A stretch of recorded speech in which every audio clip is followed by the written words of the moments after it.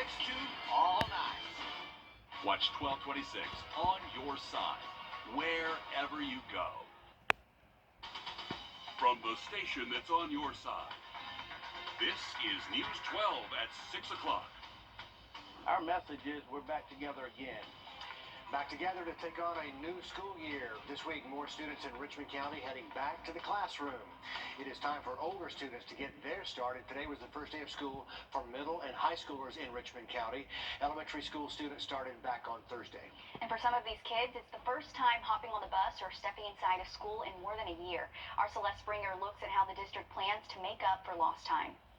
The high school experience, love it or hate it, it is a huge cornerstone, and besides all the social aspects, we can't forget about what the kids are here for, and that is learning.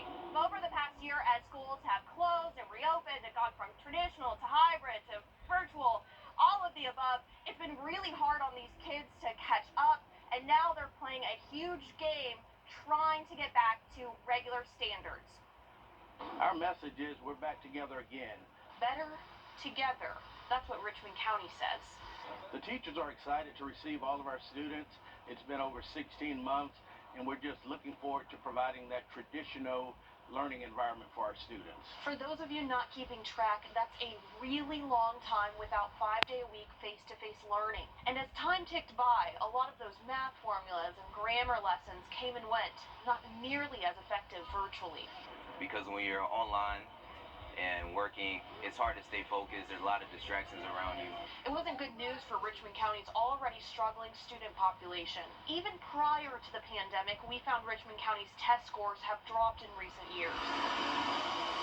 The average English ACT score for the 2018 to 2019 school year, 17.2. For the 2019 to 2020 school year, that dropped to 15.8. Meanwhile, the state average, 20.2. There's a lot of ground to cover, and even more now due to the pandemic. Making up for learning loss is going to be ongoing. And ongoing for pretty much everyone. The Department of Education estimates test scores for math have dropped 5 to 10 percentile points from 2019 to 2020. So it's a long road ahead for these kids. It's a good thing having everybody together. But they're definitely not doing it alone this go around. Celeste Springer, on your side.